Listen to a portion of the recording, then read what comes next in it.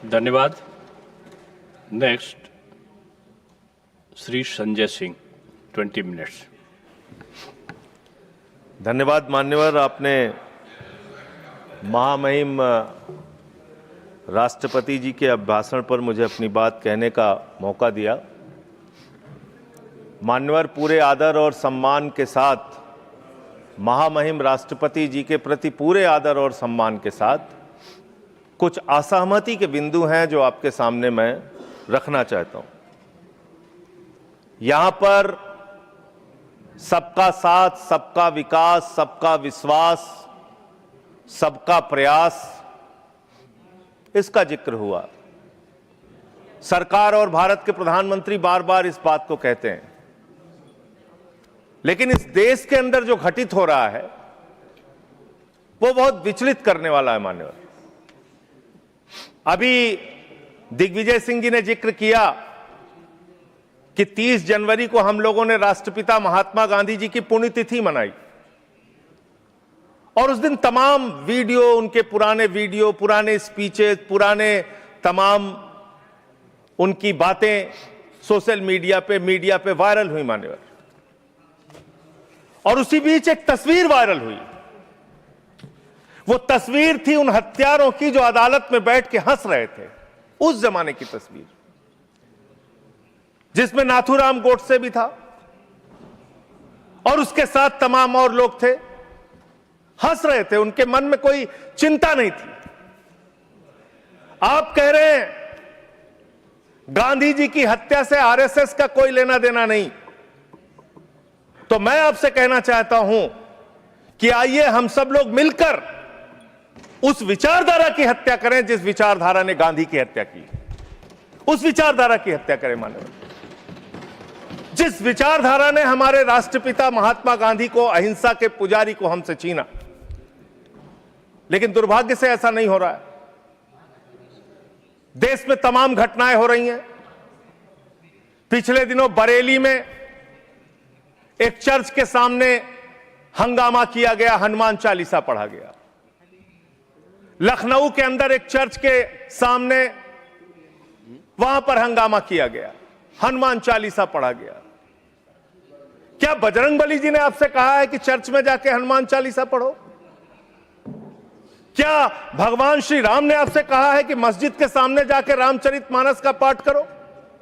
अगर आपको हनुमान चालीसा पढ़ना है, हनुमान जी के मंदिर में जाइए, रामचरितमानस का पाठ करना है, राम जी के मंदिर में जाइए, वहां से कुछ आशीर्वाद लेकर आइए अपने लिए और इस देश के लिए। लेकिन वतन को बांटने की कोशिश मत कीजिए, वतन को बांटने की कोशिश मत कीजिए।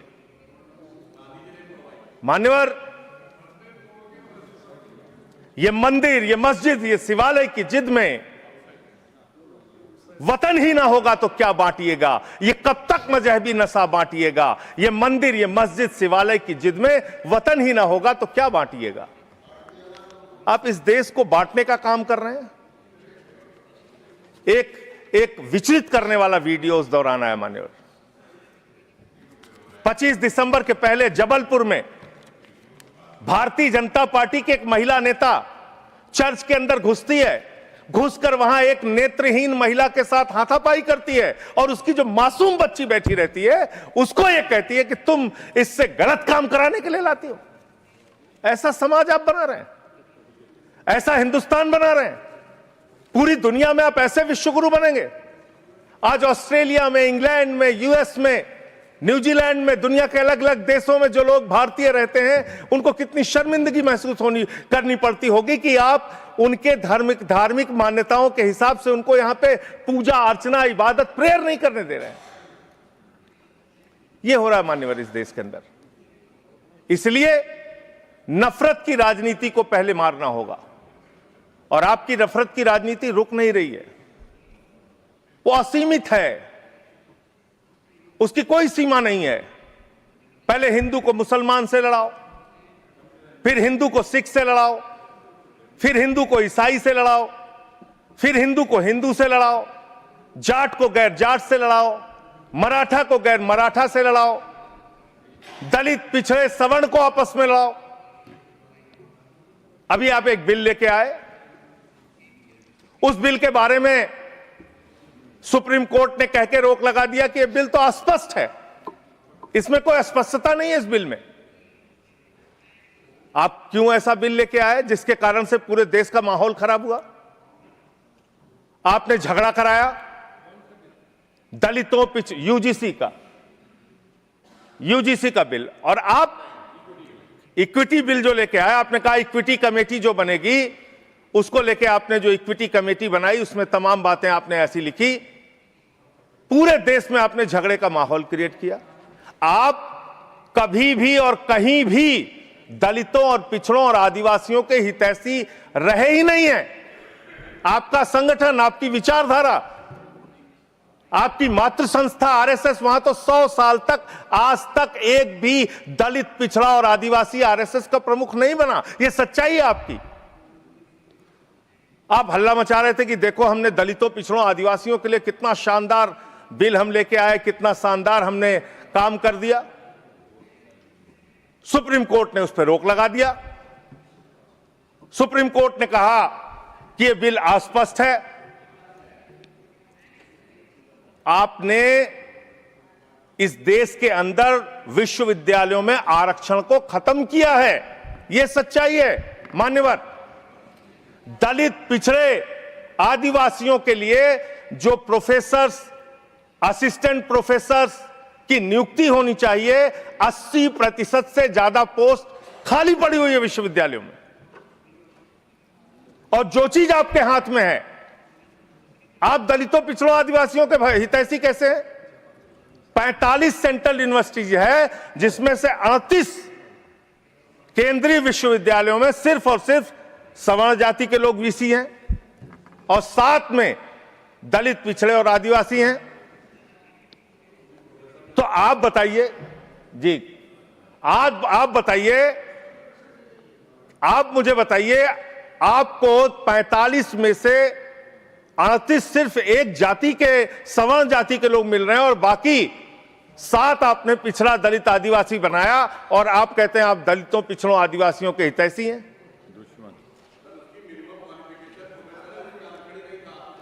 किसमें?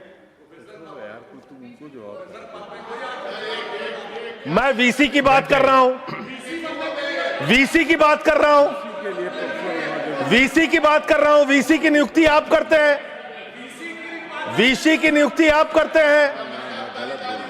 इसका मतलब दलित, पिछड़ा और आदिवासी बीसी बनने योग्य नहीं है, यह आपकी मानसिकता है। इसका मतलब आपकी मानसिकता है पिछड़ा, दलित और आदिवासी प्रोफेसर बनने योग्य नहीं है। 12 साल क्या किया आप नॉट फाउंड सुइटेबल की कैटेगरी में डाल देते हैं उन लोगों को। आप क्या न्याय कर रहे हैं उनके साथ? पूरे देश के हाई कोर्ट, सुप्रीम कोर्ट की हालत देखिए सर। देश का है सुप्रीम कोर्ट 1 और 25 हाई कोर्ट। वहां पे कितने जज हाई कोर्ट के अंदर या सुप्रीम कोर्ट के अंदर दलित, पिछड़े, आदिवासी हैं? पता कर लीजिए, आपको पता चल जाएगा।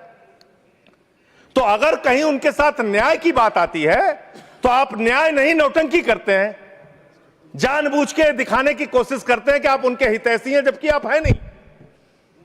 आपको है ना, और पूरे देश का वातावरण खराब किया आपने। मैं इस सदन के अंदर आपके माध्यम से सरकार को प्रस्ताव देना चाहता हूं, अगर आपकी नीयत साफ है तो हर विश्वविद्यालय में 2 तरह की कमेटी बनाइए। एक जो सिर्फ और सिर्फ कास्ट डिस्क्रिमिनेशन को देखे, यानी कि जाति के आधार पर भेदभाव को देखे, और दूसरी कमेटी आप वहां पर बनाइए जिसमें कि हर प्रकार के भेदभाव को आप कवर कीजिए। कोई झगड़ा ही नहीं होता। भाषा के आधार पर भेद, लिंग के आधार पर भेद, किसी भी प्रकार का भेद, उसको देखने के लिए एक कमेटी बनाते और जाति के आधार पर हो रहे भेद को देखने के लिए एक कमेटी बनाते। कोई झगड़ा ही नहीं होना था। आपने जानबूझ के झगड़ा कराया। दूसरी बात मान्यवर, अभी मैं पिछले दिनों एक पदयात्रा कर रहा था मिर्जापुर से लेकर काशी तक, और उस दौरान काशी के अंदर मंदिरों को तोड़ने का मामला सामने आया। मणिकर्णिका घाट को तोड़ा गया मान्यवर, मणि को तोड़ दिया गया, माता अहिल्याबाई होलकर जी की प्रतिमा को तोड़ दिया गया। और वो वीडियो मैंने ट्वीट कर दिया तो मेरे ऊपर उल्टा मुकदमा लिख लिया गया। कितना मुकदमा लिखेंगे आप? आप लिखिए मुकदमा मेरे ऊपर, मान लीजिए मैं झूठ बोल रहा हूं, आपकी पार्टी के नेता सुमित्रा महाजन जी, उन्होंने कहा कि माता अहिल्याबाई होलकर जी की प्रतिमा तोड़ी गई, मणिकर्णिका घाट को तोड़ा गया। आपकी पार्टी के नेता और केंद्र राज्य सरकार के मंत्री रविंद्र जायसवाल, उन्होंने कहा मणिकर्णिका घाट को तोड़ा गया, मंदिरों को तोड़ा गया, माता अहिल्याबाई होलकर जी की प्रतिमा को तोड़ा गया। आप उन पापियों के खिलाफ कार्रवाई करने के बजाय मेरे ऊपर एफआईआर कर रहे हैं। आप ऐसा शब्द मत बोलिए। कौन जिन लोगों ने तोड़ा, मान्यवर, जिन लोगों ने मंदिर तोड़ा, उन गुनहगारों को मैं चाहता हूं, चलिए गुनहगार कह देता हूं, भाषा शैली में चलिए मान्यवर गुनहगार संयम के साथ साथ उन गुनहगारों को जिन्होंने उस पुरातन पवित्र मणिकर्णिका घाट को तोड़ा, माता अहिल्याबाई होलकर जी की प्रतिमा को तोड़ा, कार्रवाई उन पे करने के बजाय आपने मुझ पर एफआईआर कर ली। मैं आपके माध्यम से सरकार से मांग करता हूं, अगर आपने कोई तोड़फोड़ वहां पर नहीं की है, 3 सदस्यों का, और तीनों बीजेपी के रहे, मैं तो कह रहा हूं 3 के तीनों बीजेपी के लेके जाइए आप, 3 सदस्य भेजिए बीजेपी के संसदीय दल के, और वहां पर दिखाइए कि माता अहिल्याबाई होलकर की प्रतिमा है, वहां दिखाइए मणिकर्णिका घाट को नहीं तोड़ा गया है, और फिर जो कार्रवाई आप मेरे ऊपर करना चाहें कीजिए। आपने काशी को बर्बाद करने का एक मन बना लिया है। काशी कॉरिडोर के नाम पे आपने सैकड़ों मंदिर वहां पे तोड़ दिए, वहां पे शिवलिंग लंका थाने में पड़े हुए हैं। यह घटना अगर किसी विपक्ष के राज्य में हुई होती, आप पूरे देश में हंगामा कर देते, फसाद करा देते पूरे देश में। लेकिन आपने वहां मंदिरों को तोड़ा, पवित्र घाटों को तोड़ा। 54 देश के नागरिक आते हैं काशी में मान्यवर, वो वहां पे बिल्डिंग देखने नहीं आते, वो वहां पे आते हैं वहां के पुरातन मंदिरों को देखने के लिए, वो वहां पे आते हैं पुरातन घाटों को देखने के लिए, पौराणिक मंदिरों को देखने के लिए, वो इसलिए आते हैं काशी की गलियों को देखने के लिए। आप वहां तोड़फोड़ कर रहे हैं। जाके पूछिए वहां के लोगों से कितना गुस्सा और नाराजगी उनके मन में है।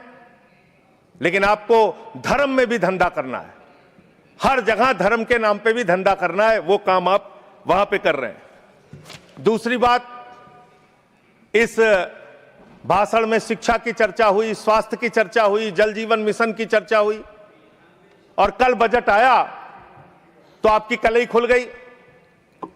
आप विकसित भारत की बात कर रहे हैं, कह रहे हैं विकसित भारत बनाएंगे। कब बनाएंगे? 2047 में बनाएंगे। उसको 3047 कर दीजिए। 1000 साल बाद कौन पूछने वाला है सर? 3047 में हम भारत को विकसित भारत बताएंगे। 1000 साल बाद कौन पूछेगा? 2047 में कौन सत्ता में रहेगा, नहीं रहेगा। लेकिन आप ऐसा सब्जबाग दिखाते हैं कि आप 2047 में आप विकसित भारत बना देंगे। कैसे विकसित भारत बनाएंगे? शिक्षा का बजट आप रखेंगे 2%, स्वास्थ्य का बजट आप रखेंगे 2%, यानी कि अशिक्षित भारत और विकसित भारत कैसे होगा? अस्वस्थ भारत और विकसित भारत कैसे होगा? आपने ग्रामीण विकास के नाम पे जो बजट का हिस्सा है उसको कम कर दिया, तो एक अविकसित ग्रामीण व्यवस्था के साथ आप विकसित भारत कैसे बनाएंगे? आपने किसानी के लिए, एग्रीकल्चर के लिए जो बजट रखा उसको घटा दिया। आप कैसे करेंगे विकास? विकसित भारत का आपका सपना क्या है? जिसमें लोग अशिक्षित रहें, जिसमें लोग अस्वस्थ रहें। आपकी आयुष्मान भारत की स्कीम की हकीकत क्या है? एक ही नंबर पे 9999 नंबर पे 10 लाख से ज्यादा लोगों का रजिस्ट्रेशन हुआ है। 600 से ज्यादा 625 करोड़ रुपए का फ्रॉड हुआ है। आपकी सीएजी रिपोर्ट में आया आयुष्मान योजना के अंतर्गत। आपने जी राम जी योजना लागू की, उसमें आप कह रहे हैं हम 125 दिन रोजगार देंगे, और बजट में जो निर्धारण कर रहे हैं वो 125 दिन रोजगार देने के हिसाब से आप बजट का निर्धारण नहीं कर रहे हैं। इसका मतलब आपकी ये घोषणा है। पिछले साल आपने कहा कि अप्रेंटिस योजना हम पूरे देश में ला रहे हैं नौजवानों के लिए।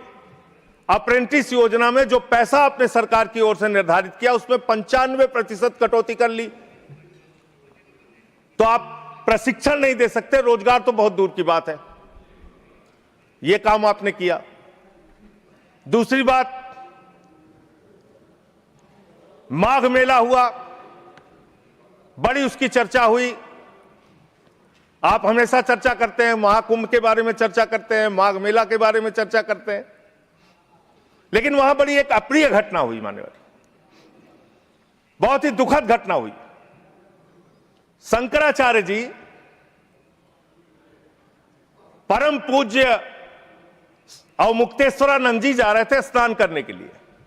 उनको प्रशासन के द्वारा उनको रोका गया, उनके शिष्यों को, उनके बटुकों को चोटी पकड़ पकड़ के घसीट घसीट के मारा गया उनको। और इतना ही नहीं, उनकी एक मांग थी कि अगर प्रशासन या सरकार मुझसे वार्ता कर ले और अपनी गलती मान ले तो मैं स्नान करूंगा। ना उनसे किसी ने माफी मांगी और ना ही वो स्नान कर पाए। बिना स्नान किए शंकराचार्य जी वहां से चले गए।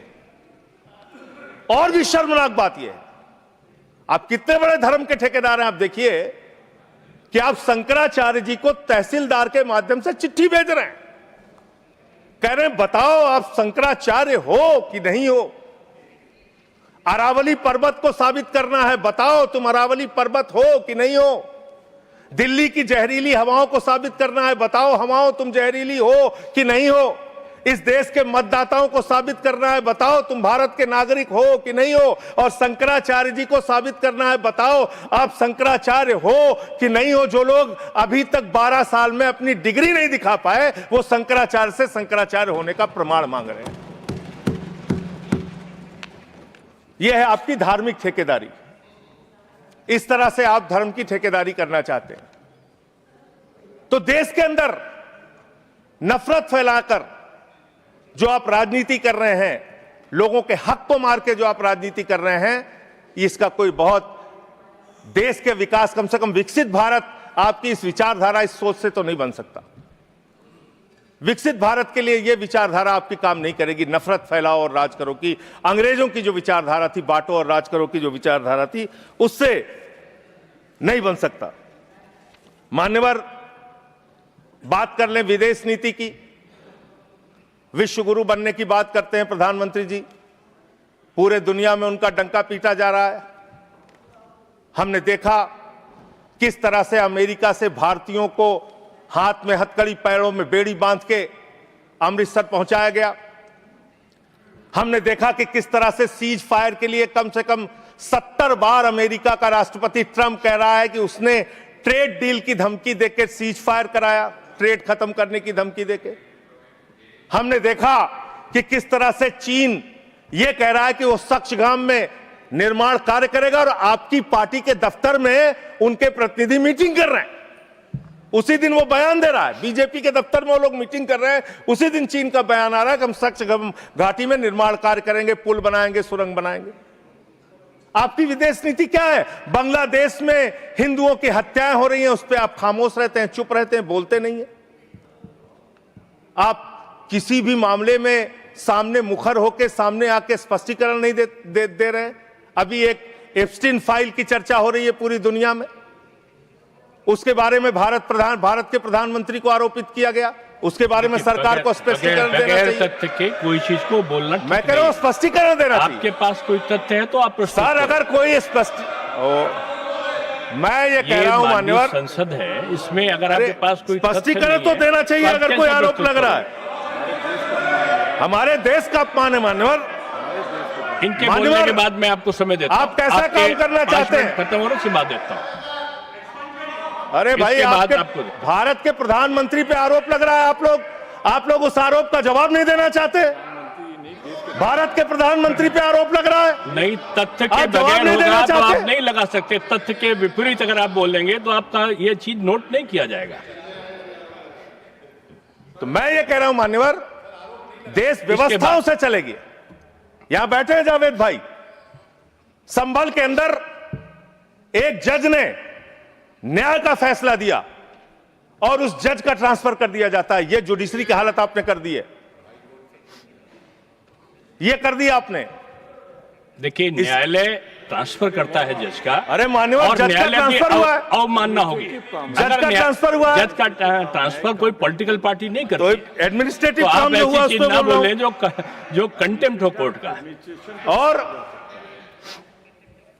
इस तरह से एफआईआर दर्ज करके, लोगों के दबा के, लोगों के अधिकारों को छीन के, हमारी पार्टी के तो खैर पीछे ही पड़े हुए हैं आप लोग। चैतर बसेवा एक आदिवासी नेता हैं, उनको गिरफ्तार करके आपने 3 बार गुजरात के अंदर जेल में डाल दिया। महराज मलिक हमारे विधायक हैं, उनको डाल दिया जेल में। हम लोगों को तो जेल भेज ही चुके। आप रोज मुकदमा लिखते रहते हैं, एफआईआर लिखते रहते हैं। सोनम वांगचुक को अभी भी आपने जेल में रखा हुआ है। तो एक के बाद एक लोगों को, विपक्ष के नेताओं को जेल में डाल के आप कैसे काम करेंगे? आप पूरे देश में एसआईआर के नाम पे लोगों के वोट काट रहे हैं, एसआईआर के नाम पे लोगों के वोट काट रहे हैं। बस खत्म कर रहा हूं सर, सबको 2-2 3-3 मिनट मिला है। मैं 1 मिनट में खत्म, 1 मिनट में आधा मिनट। मान्यवर, मैं पार्टी का लीडर हूं, 1 मिनट में खत्म। आधा मिनट पार्टी का लीडर है। मान्यवर, एसआईआर के नाम पे आप क्या कर रहे हैं? पूरे देश में करोड़ों लोगों के वोट काट रहे हैं। यूपी की बात अगर मैं कर लूं तो वहां पर आपके ही राज्य निर्वाचन आयोग ने जो चुनाव की सूची बनाई, ग्रामीण चुनाव के लिए, पंचायत चुनाव के लिए और शहरी चुनाव के लिए, उसमें दिखाया 17 करोड़ वोट। और एसआईआर के लिए जो केंद्रीय ज्ञानेश कुमार जी की निगरानी में जो सूची बनी, उसमें दिखाया गया 12 करोड़ 55 लाख वोट, 4.5 करोड़ वोट उत्तर प्रदेश में कहां पर उड़ गए? और आप कह रहे हैं हर बूथ पे 200 वोट बनाएंगे तो 3.5 करोड़ वोट आप ऐसे ही बना लेंगे। तो एक बहुत बड़ा फ्रॉड है। एसआईआर में आप नेताजी के परिवार को नोटिस भेज रहे हैं।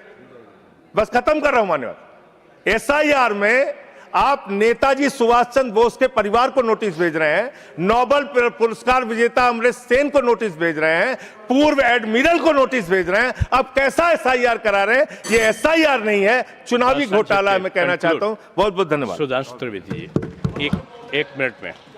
फाइल का जिक्र हुआ, एक विकृत यौन मानसिकता के सजाए याफ्ता अपराधी का जिक्र इस संसद के पावन पटल के ऊपर करना इनकी विकृत और विक्षिप्त मानसिकता का प्रतीक है। सर, एक बात फैक्ट ऑफ द मैटर ये है, among the millions of emails there is no direct email with prime minister. Sir, no direct message, no direct phone call. मैंने पहले कहा है कि अगर कोई चीज तथ्य के परत नहीं है तो उसको यहाँ रिकॉर्ड नहीं सर, मैं अपनी बात बस 2 वाक्यों में समाप्त करना चाहता हूं। ना कोई ईमेल है, ना कोई मैसेज है, ना कोई फोन कॉल है, और उसके बाद निराधार अनलगर आरोप के ऊपर एक सजाए याफ्ता अपराधी का नाम लेकर यहां पे बोलना यह बहुत ही निंदनीय है और इनकी विकृत मानसिकता का प्रतीक है। और सर, डिपार्टमेंट ऑफ जस्टिस ने भी यह कहा है कि वो फॉल्स और सेंसेशनल आरोप है। और प्रधानमंत्री जी इजराइल में अपनी ऑफिशियल यात्रा पे थे, एक मुलाकात ऑफिशियल है, और उसके बावजूद वहां पर सिर्फ एक ही गायन हुआ, वो था राष्ट्रगान। अगर उसमें नाच गाना इनको नजर आता है, हो सकता है इसे राम मंदिर में नजर आता हो। तो मैं इस पे घोर भर्त्सना करते हुए सभापति महोदय सिर्फ एक पंक्ति कहना चाहता हूं, सभापति महोदय सिर्फ एक पंक्ति कहना चाहता हूं कि जो इन्होंने आरोप लगाने का प्रयास किया है कि राष्ट्रवाद के महामेरु पर वार बहुत ही हल्का है, भारत विकसित रोकने के लिए यह मचा हुआ तहलका है। नहीं, देखो, जो माननीय सदस्य ने जो तथ्य के विपरीत और संविधान के विपरीत बात कही, उसको इसमें शामिल नहीं किया जाएगा। ये जवाब सवाल नहीं है, आपकी बात आ गई। मैंने क्या कहा? मैंने कहा कि जो भी आरोप लगाए हैं उसका जवाब दिया जाए, नहीं होगा, उसको डिनाई करें। आप भागते क्यों हैं? नहीं, आप यहां पे नहीं पूछ सकते।